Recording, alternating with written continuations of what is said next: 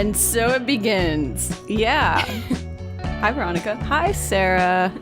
This is the first episode of our podcast. Numero uno. Brand new. Brand spanking new. Yeah. And hi to all of you guys who are listening. Thanks for being here. Yeah, we're very happy that you're here right now. Yes. Welcome to Thick as Thieves, a podcast about art heists from all angles.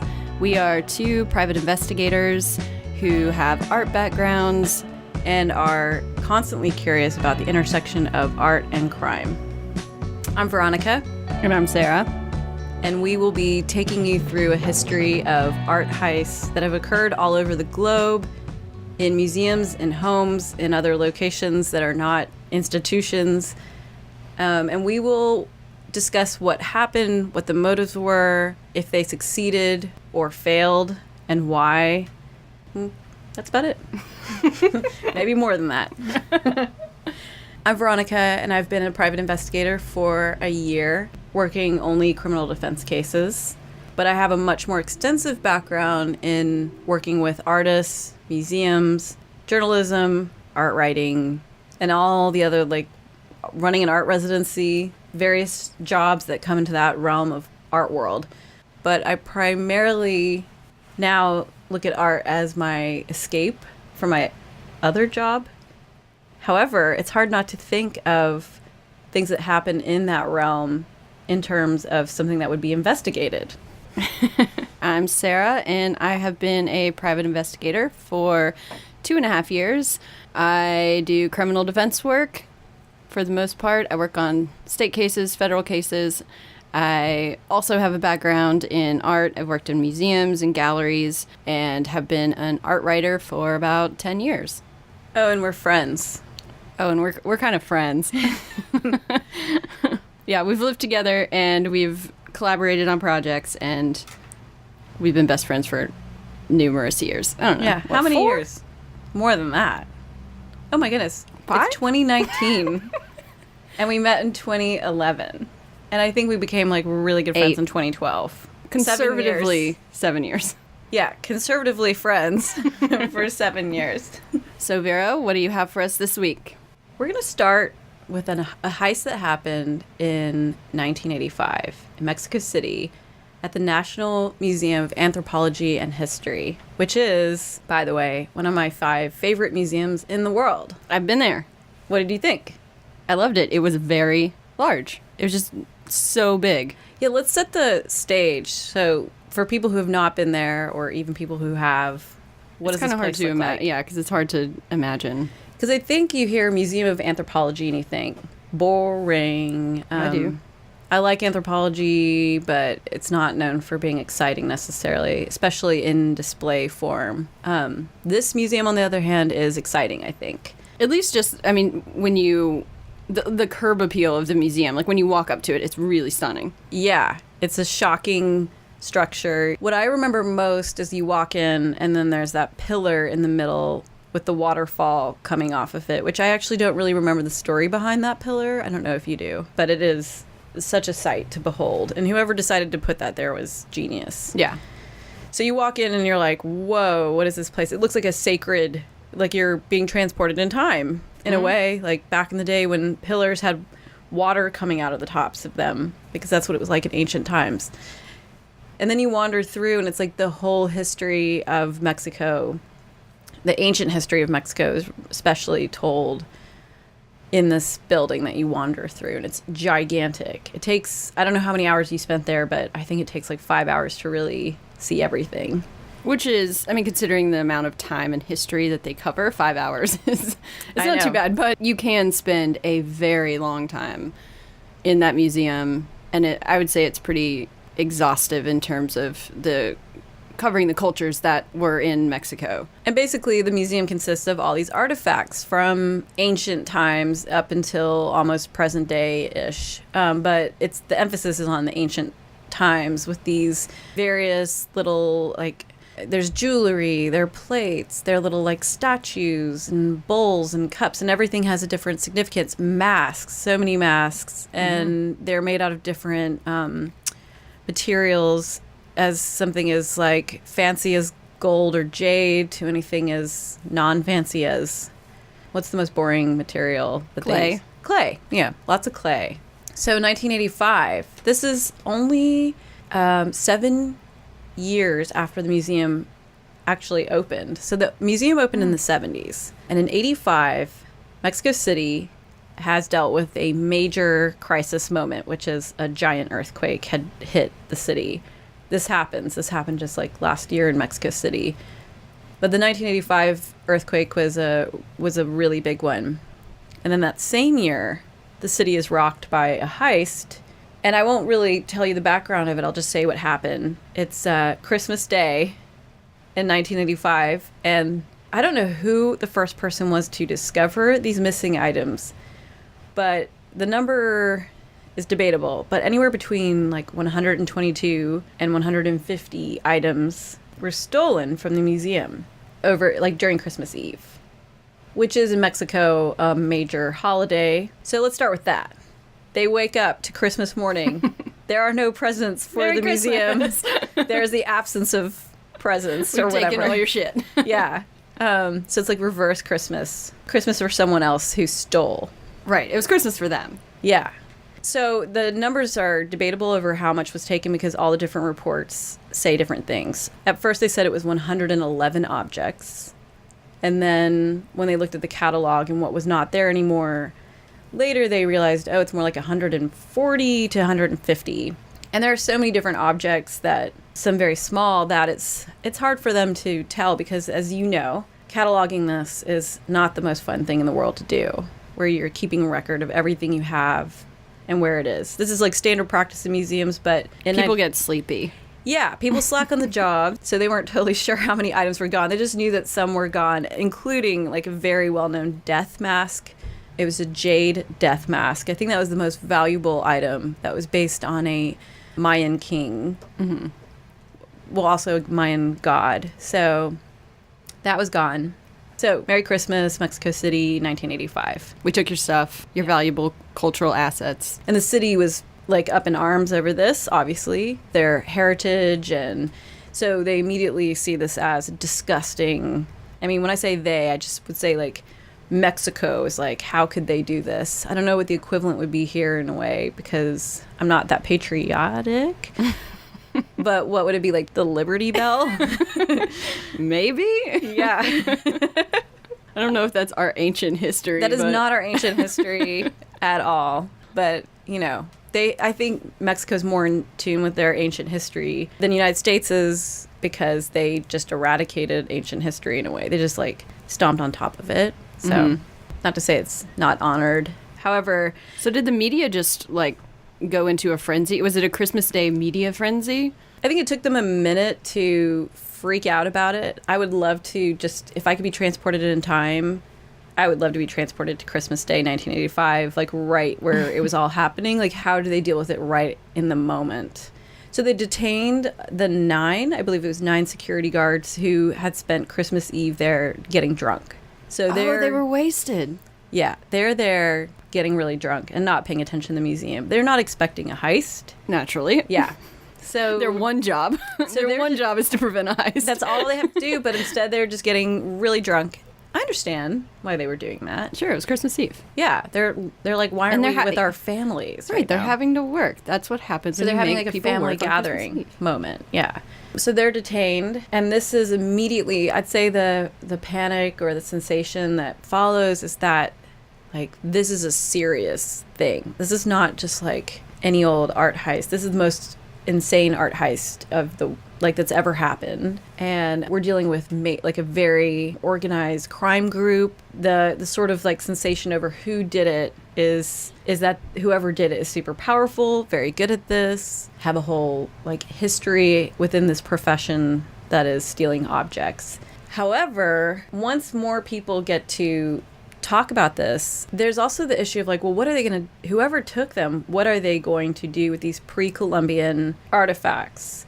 Because you can't really sell them. The fact that they are what they are puts them in a position to be, you can't, whoever would collect them, there's no real value. Whereas like with paintings, that can go in this sort of black market of stolen artworks. But ancient artifacts is a different story. the monetary value, there is a monetary value placed on it in terms of like what it's worth, but there isn't much of a monetary value placed on it based on where it can go into other realms of currency.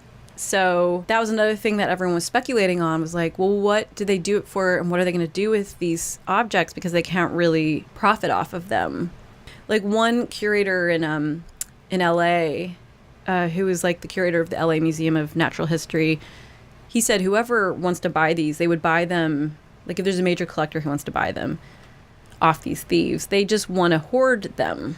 Like, that's all they can do. They can't circulate these into the world in any way. And you can never let anyone know that you have them. Yeah. Because they're stolen goods. Right. So they're just useless. They become useless. So that was another thing that was realized. I feel like that's what happens in a lot of heists. Like, the people who steal them do not understand that there's nowhere for them to go.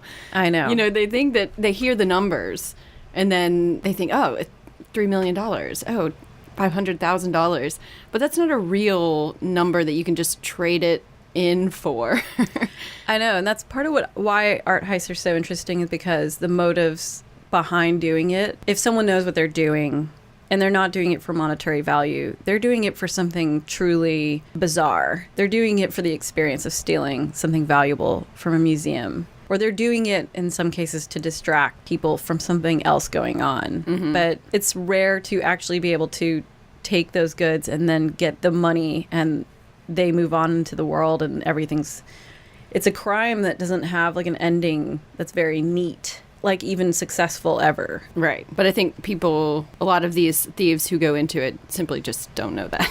Right. So before we get to like who did this heist, because that's an interesting part of this, I have a question. Have you ever been in a museum and wanted to steal something? Not actually steal it, but you were like, if I could steal this, I would. If I could have this. Yeah, I mean, there have been objects that I have wanted to take very bad, or just want to borrow.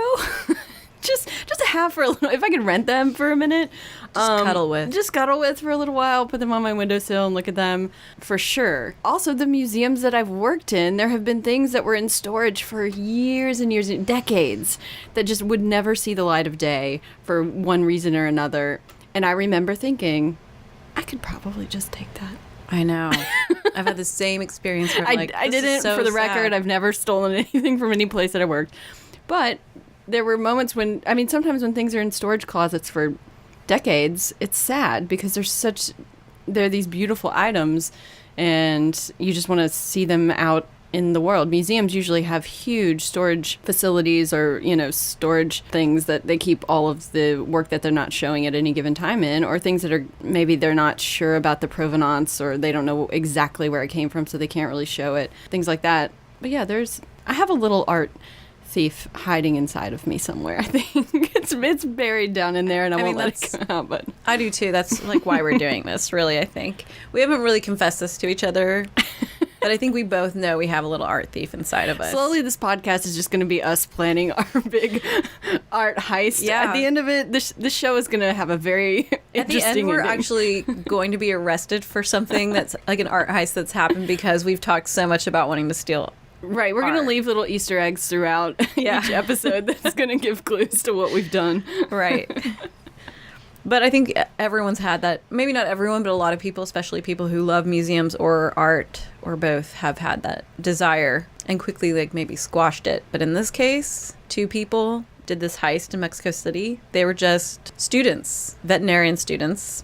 Is that how you say that? Veterinarian. Veterinarian. I kind of mush it. I say veterinarian. That's what I say too. Because veterinarian sounds... Yeah, if you said it the way it's actually spelled, it's like veterinarian students. I say veterinarian. Veterinarian students. Sounds ridiculous either way. It's much better the way we say it. They're just living in a suburb outside Mexico City called Satellite. Which is a very cool name for a city. I know. Well, also kind of sad.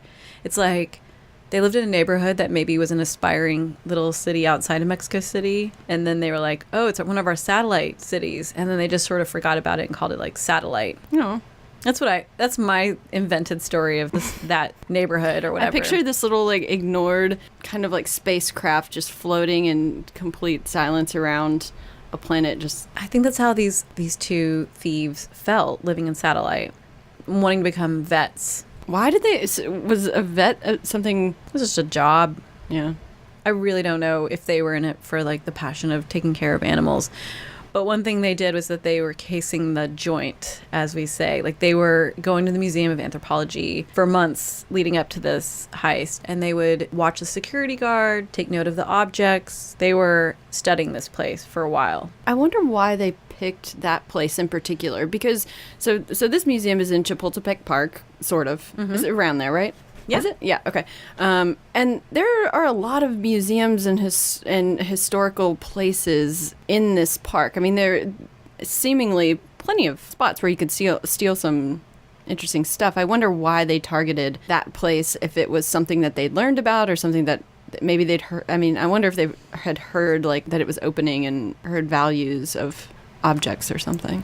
Well, it opened during their lifetimes because they were like in their late 20s, early 30s when they did this. And so when they were in school, probably like every other school, they were taken there and they were told, this is what you are. This is our history and our heritage. So I would say that probably had more value than any other museum to them, unless they were frequenting other museums as much. And I guess there are art museums, but you can't really... It's easier to steal a tiny necklace or a little gold figurine than it is to steal a large painting. Right. So as we will learn, people still they steal large paintings all the time. Right. But this is definitely easier to just like snatch an object and stick it in your pocket. Right. You can easily take 140 things rather than a typical art heist, which is like 2 paintings. Mm-hmm. They made out with a lot of things. A lot of loot. A lot of loot. Yeah, so they went to the museum at like 2 a.m. So the reports stay, but like who's to really know, because there's more on this, but you just burped. You burped and you're not the one drinking beer. So they go there and they enter the museum through the air conditioner. Oh. Air conditioner ducts, to be specific. They didn't like get brought in through the air and then come out of the air conditioner vents, but they crawled through the ducts and they went inside with a bag, several bags, and just stuffed them with their favorite objects, including that famous mask and the Jade mask. The Jade mask. And also a bowl, some type of obsidian bowl that was like a monkey that you drank out of in ancient times. Oh, that's the like really deep black. Yeah. Anyway, that's what that was made out of. And they take off. Bye. Into the night. And so they had when they discovered that these items were gone, they had no idea who did it. Investigators were put on the case and found really nothing. Okay, so this museum had 0 security other than, 7 or 8 drunk security guards? 9 security guards that night and had never dealt with this before. So it was a young museum, fair enough. It was they lost their virginity. They lost their heist virginity. Yeah. Other museums, they've had some protocol. They have framework because they've dealt with this before. They're familiar with it for some reason. But this one I don't think was really gearing up for that. And I think that's sort of what happens with museums is until something is breached, until something is, something goes wrong, they don't really put in all of the protective measures that they need to. Mm-hmm. Unless you've got a director who knows what's up and has dealt with it before and knows what kinds of things need to be protected. But sadly, there are a lot of museums with inadequate security. It's true. I would say nowadays there's so much more in place to secure items, but this museum was really easy to steal from at the time. So when they are not finding anyone, they decide, when I say they, I'm just going to say like Mexican authorities, media, everyone's saying it's like the CIA or the KGB. So like serious people. Yeah. Really professional criminals. Yes. Not 2 veterinarians. Yeah, no one was guessing that. No one even pondered that as a possibility. One reason they thought this is because in 1972, a Mexican law banned the sale of pre-Columbian objects for private collections. This law was created just 13 years before this happened. So because of this law that had been created, which I'm curious about why that law was created, I guess it was happening. Mm-hmm. And I don't know specific instances of how it was happening, but this law is created for that purpose. So because of that, they believe it's foreigners doing it. Someone who's not from Mexico, from the outside, coming in, taking these and taking them back out again. So they're searching on a level that's like not the level it's actually happening on at all. They are looking for these items on a level that's like global, like getting really like 007 about it, I think. Right. So instead of like looking down the street to like the dudes living in the small house, they're searching on like a global level of what are the warlords and like all these huge people that could be behind this very sophisticated heist. Exactly. Whereas, I mean, in reality, just within 50 miles of the museum, there's a bag filled with at least 40 or so of the items just in a closet in a suburban house. We will never know the full story. I'm just going to leap ahead and whatever. But when the thieves were found many, many years later, by many, many years, I mean like 5 years later. Okay, so they got away with it for 5 years. Yeah. Okay. They got away with it for a while. Nothing was discovered for a year. And then like the World Cup happens in Mexico in 1986. And all sensation of this event just kind of goes away. No one cares about it anymore. Now they just care about the World Cup. However, in that year, the visitors that went to that museum like skyrocketed. So many people showed up, and they kept those cases empty intentionally so that they could come and look at them and say, this is the case where all these valuable objects were stolen. That's kind of a good marketing. Yeah, I was going to ask you, if you had been the curator, would you have done that? I mean, yeah. I mean, that's a pretty good way to start the dialogue about what happened. I mean, I guess it's embracing the tragedy, which it was a tragedy for them. I don't know. I kind of feel like it's, you know, sometimes when people have someone in their family die and then they just leave their bedroom as it was for a long period of time until they are able to kind of clear it out. That's what it feels like. It's like, we're just going to leave these cases empty and you guys can just look at what used to be there. Yeah. They've done that with a couple of things that went missing. Either they'll put a replica of it and put a little note that says, you know, this is a replica of whatever the thing was. But the empty cases are dramatic, and it probably hammers home the point that there were a lot of objects here once. This is where they all used to be. You can look at the amount of cases that are empty and see what we've lost. And that happened. And so people would go and visit and just stare at these empty cases for a long time, and they really didn't want to see anything else but the empty cases. They didn't want to learn about the rest of the history or all the other wonderful objects. The only history that matters is that which was stolen. And that we look at just the void of it. Cultures like that, though. They do. I mean, when someone does that dies, hit home more than the actual presence of the object? I have no idea. But it's like, yeah, when an artist or an author or a musician dies, then suddenly everyone loves their entire catalog. And there's this huge, resurgence of love and admiration for everything that they've done. Meanwhile, while that person was alive, especially if it's someone in the twilight years of their career, they were totally ignored. I mean, I guess to use an anthropological term. Let's do it. Yeah, because we're talking about this. Isn't that called symbolic immortality in a way, or cultural immortality? Like this notion, it comes from the anthropologist Malinowski.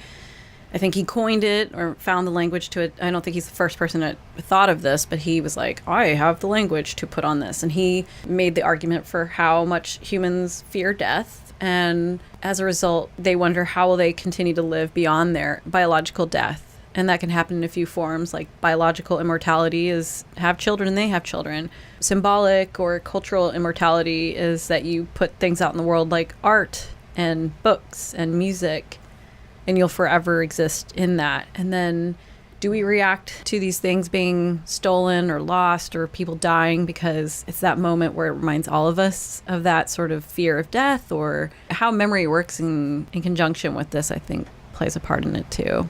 Yeah. So do you want to know who did it?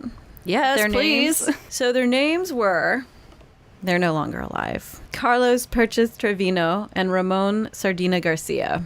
2 students from a school that I believe is called the University of Autonomous Being or something. It has I did a quick research on them, and they went to a university of autonomous entities or something. What does that even mean? I don't know. I guess it just means autonomous. Doesn't matter who you are. I don't know. It sounds kind of cool. Does it mean you just go into the building and you do your own education and you leave? I don't know. Maybe it's the kind of university where you go and you tell your parents, I'm going to study to be a vet, but really you're studying to do an art heist. And it's like an autonomous university or something. Clearly the university wasn't doing such a great job at giving them hope in their future, so. Maybe not. or maybe filling them with such a zest for life That they felt that they needed to do this thing. Yeah. So they go in and they do this. They get caught. Well, Carlos Trevino gets caught, or Carlos Perches Trevino. So who's the ringleader? There's always a ringleader in these things. Arguably, it's Carlos. Carlos. Okay, another thing that will help you listeners out there, if you're curious to put a visual to this heist, there's actually a movie that just came out about this last year called Museo. And it's just about this story. And it does fictionalize it a little bit, and it does give these thieves different names, but it is entirely based on this. Who is in the movie? So now when you picture Carlos,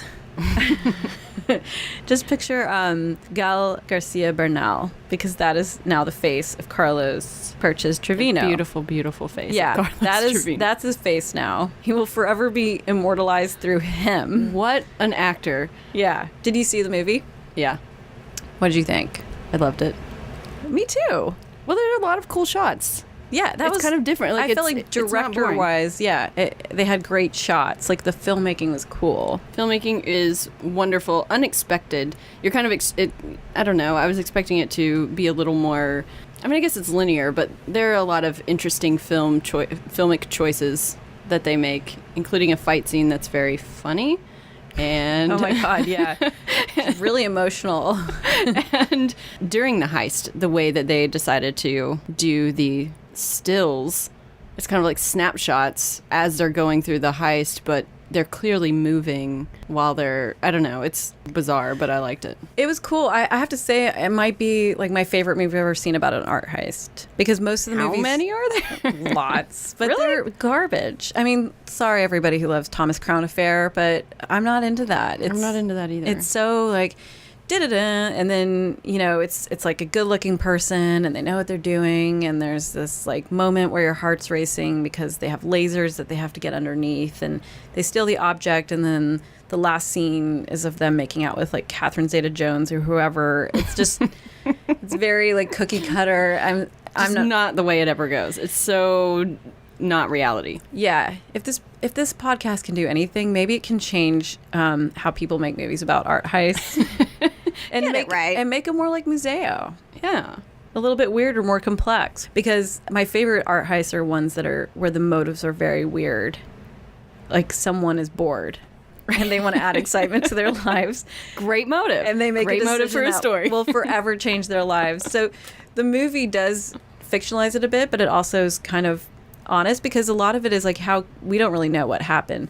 They took off with the objects. They left some of them in one of their suburban houses. And then they went to the coast. They went to Acapulco.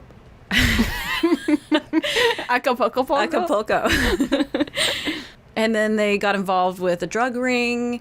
Maybe only one of them did, actually. So the way some of these objects were found, besides the fact that just a bag was left in a closet with a bunch of them, was through investigations done on selling of drugs in Mexico. So through looking for people selling drugs, they found that some of these drugs had been bought with ancient artifacts from that museum. And once what a way to use those. Yeah.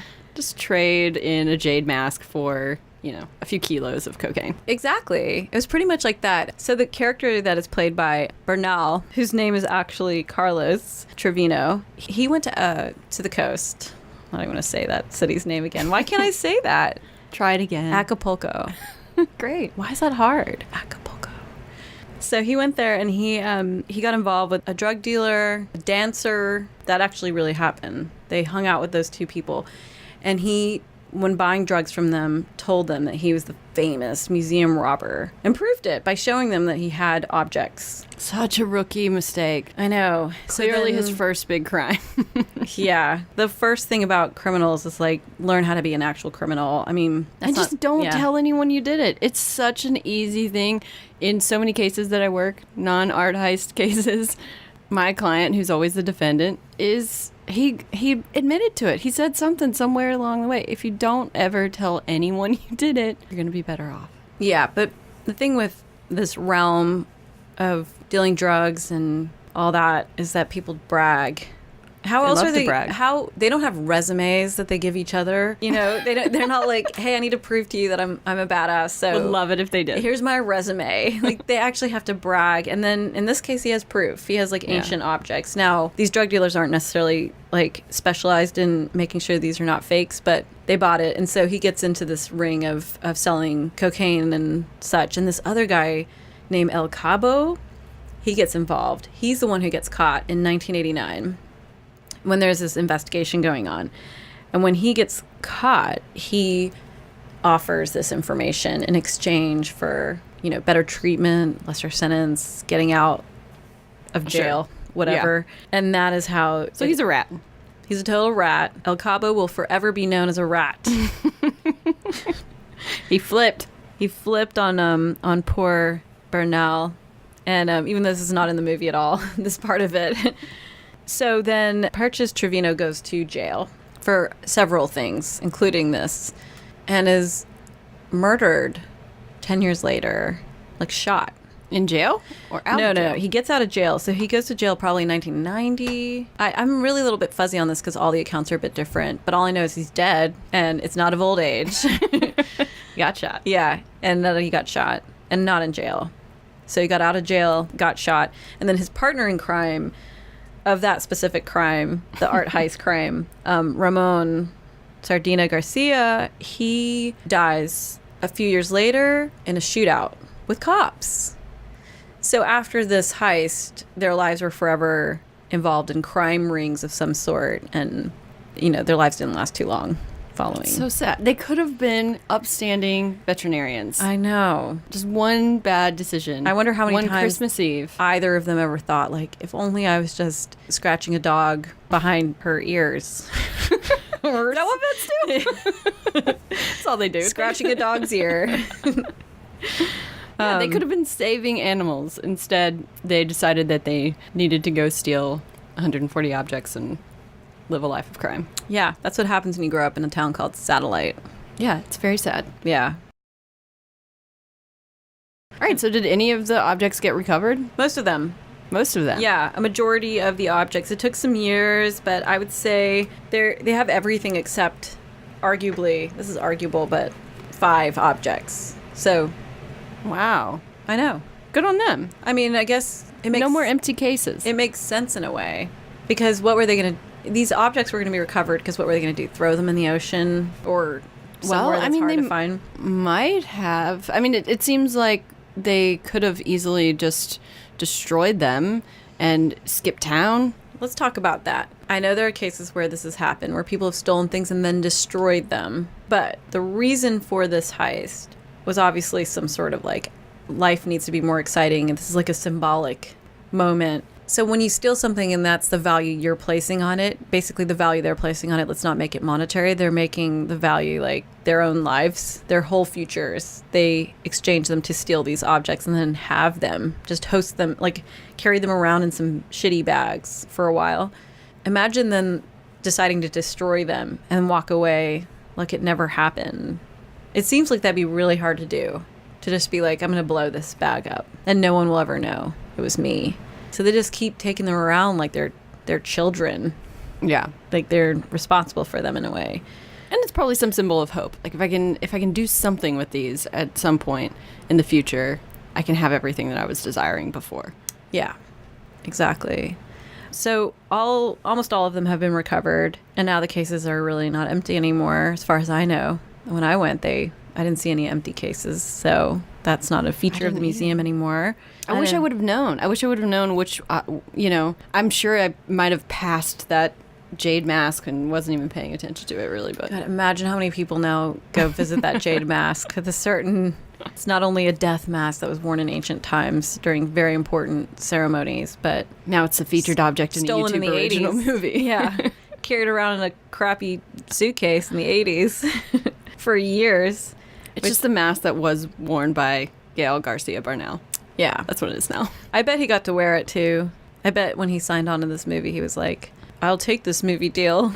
if I get to wear the Jade mask for a week. That would be my Probably. requirement. That's it? That's all you require? No, no money, no and nothing. Just I'll just wear this. But it's Jade like an mask for a indie week. film, so it's probably not like how much he gets paid for other movies. Yeah, probably not. Maybe it was something he tried to negotiate. I don't know. Here's a little quote from him. Let's hear it. No, so he's very passionate about the script and the story. And one of the things he said in an interview when being asked about working on this movie, he's like, when you look at the history of those pieces, they are mythological. They are part of where we came from. So at the time they played those pieces... Wait, this is obviously not written correctly. Wait 1 second. You also don't have to say it in that voice.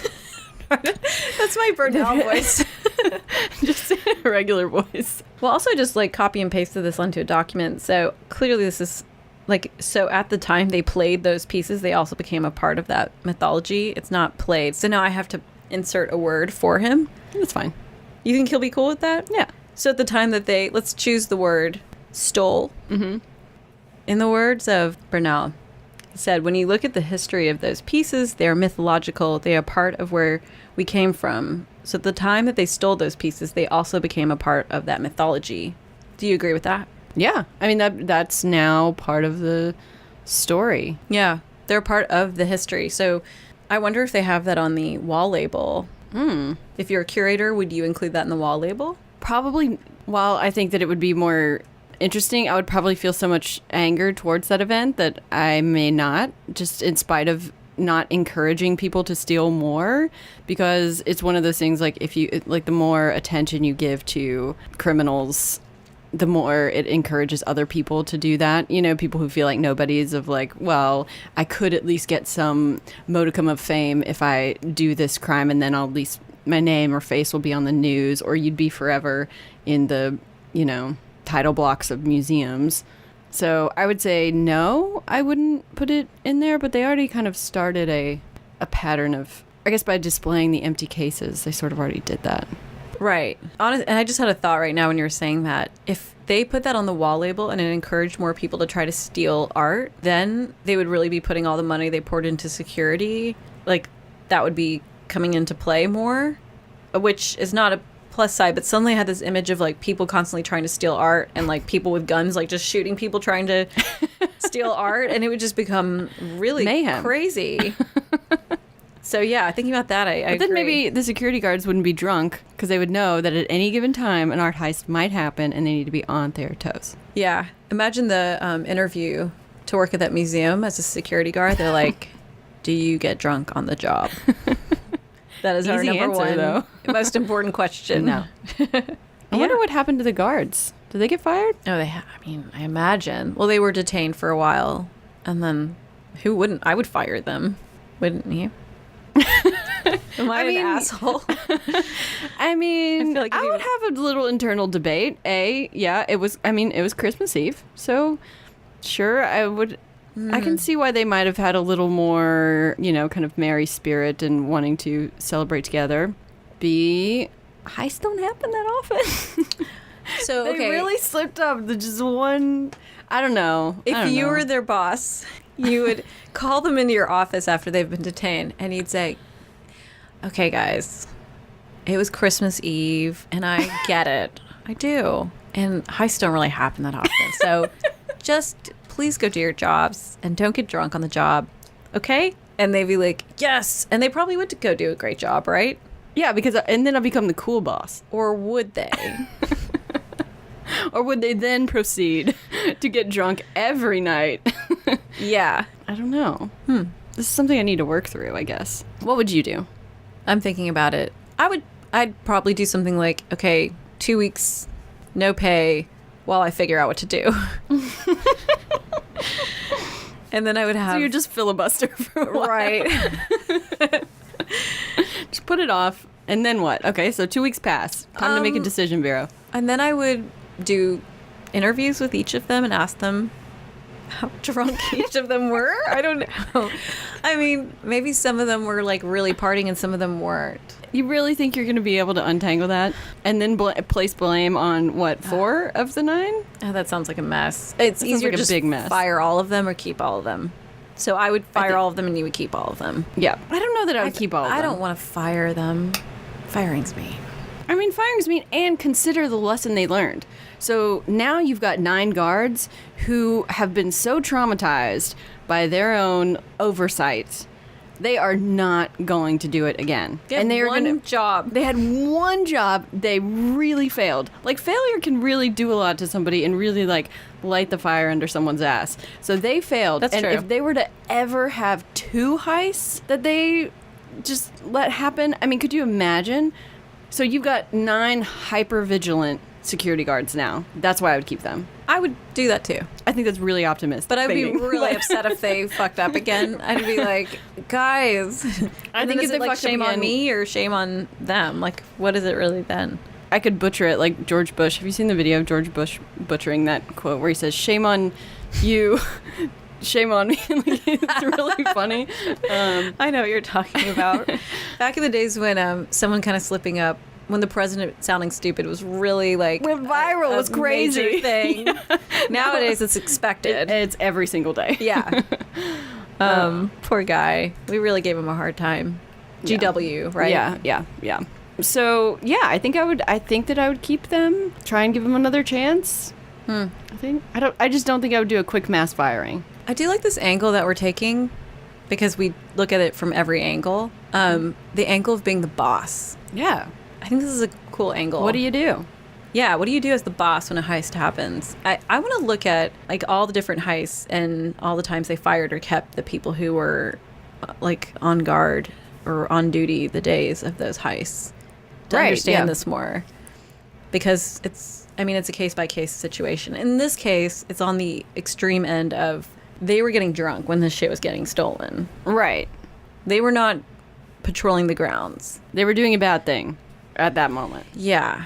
Suddenly my heart's really going out to these guards. Just imagining how their lives changed forever after all these ancient objects were stolen. They probably never lived it down. They certainly probably could not ever get a security guard job again. They were laughing stocks of the guard world. Mm-hmm. You know? You had one job. It's true. If you're a security guard and want to weigh in, please call us at 1-800-thickasthieves.com. That's a phone number. You can tell how much we use phones now. Yeah. Great. What else? Do you have any lingering questions on this heist? Has anything ever been stolen from that museum again? Not that I know of. Good. They learned their lesson. Who did exactly? The museum. The museum did. Yeah. I mean, they really did. I wonder if they changed any of their security protocol after this. For sure. Like, I wonder if they were like more guards, more cameras, more everything. I don't think they even had cameras. They didn't have cameras back then. I mean, they had cameras in the 80s, but this museum did not have cameras installed as far as I know. Why? Well, it's 1985. I will say this, because the investigation was going so poorly, as in they were finding nobody, and they were like really basing it on hearsay or like kind of sensationalized notions of how art heists work. So investigators were following these really hyped up trails and not the right ones, clearly. And there wasn't much evidence. So the Association of Friends of the National Museum of Anthropology offered a reward of 50 million pesos, which is $2.6 million. $2.6 million? To someone, whoever could give precise data. Wow. That's a big award. I know. Reward. Not an award. Reward. What do you think happened when that announcement was released? Everyone called and said they know who did it. According to my resources, nobody said anything. What? Okay, I have worked cases where there's a $500 reward for any tips leading to the conviction of the correct. And in those cases, who would post those? The police department. Oh, really? Okay. Yeah, so the police department would sometimes post an award, or I have to stop saying award. The award goes to... The police department would sometimes post a reward, or investigators or the family. So the family of, say, you've got a missing child or something like that, they would do the reward. But the thing is that, sure, when you post something like that, everyone comes out of the woodwork saying, they heard Billy was the one who killed them, they heard, so and so. The stories come from everywhere. Yeah. So you really have to be careful with that kind of stuff. But it can help, It can help to at least keep. It's a huge motivator, but it also is like you get drowned out in leads that don't go anywhere. Right. Yeah. So no one called in? No one said anything? This is based on an article I read by a Mexico City journalist named Juliana Fregoso. And according to her report, nobody said anything. That's shocking. I wonder why. Is that a cultural thing? You mean in Mexican culture, no one says anything when money is dangled in their faces? I don't know. I just feel like in America, people would be biting at the bit. Yeah, we're so capitalist. We're like, I got something. I got something for you. We're saying it in Southern accents because we are from the South. Yes, and all of my cases are in the South, and people really jumping at anything like that. Right. Because even if they have wrong information or just information that they are completely uncertain about, they're like, maybe. Even if money isn't on the table, people will do that just because it's something to do. Yeah, the rumor mills in the South are just incredible. Right. Incredible. So the fact that these thieves in Mexico, the fact that no one said anything or that they didn't say anything to enough people kind of in their immediate environment is pretty shocking. Mm-hmm. Considering that they were it sounds like they were normal dudes with families, and did they have wives or these guys? No. Yeah. Okay. Not any of that. They were like living with their parents. Okay, so they were just like college bachelor types. Mm-hmm. Okay. Yeah. I mean, they were the perfect candidates to do the robbery of the century. In terms of like who was going to deal with the consequences of it. They didn't have kids or wives to deal with the aftermath. Right, so they could have potentially just skipped town and disappeared and gone to the beach, gone to Acapulco, where they would drink out of the obsidian monkey bowl, drink beer out of it. Not any beer, drink Modelo.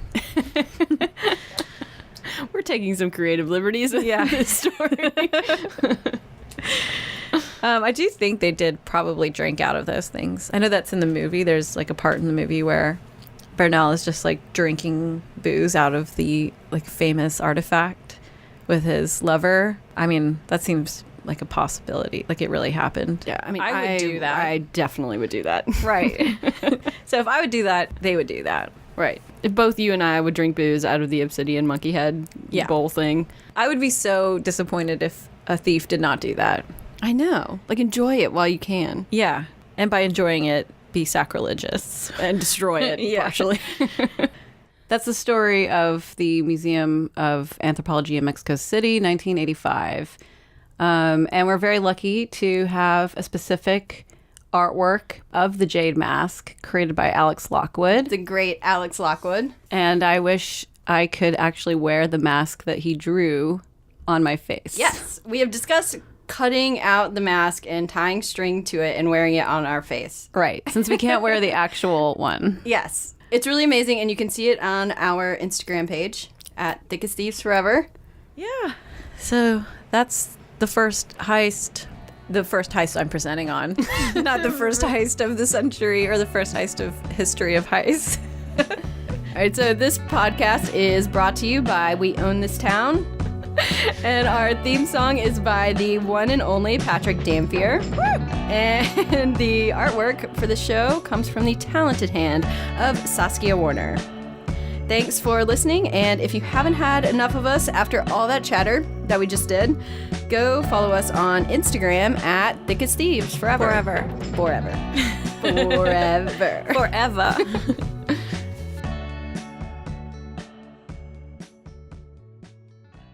Hold on, I gotta burp first. She's drinking, we don't have to include this. Modelo. She's drinking a Modelo, which is... It's in honor of this It's very episode. appropriate for this episode right now. Modelo Especial, brought to you by...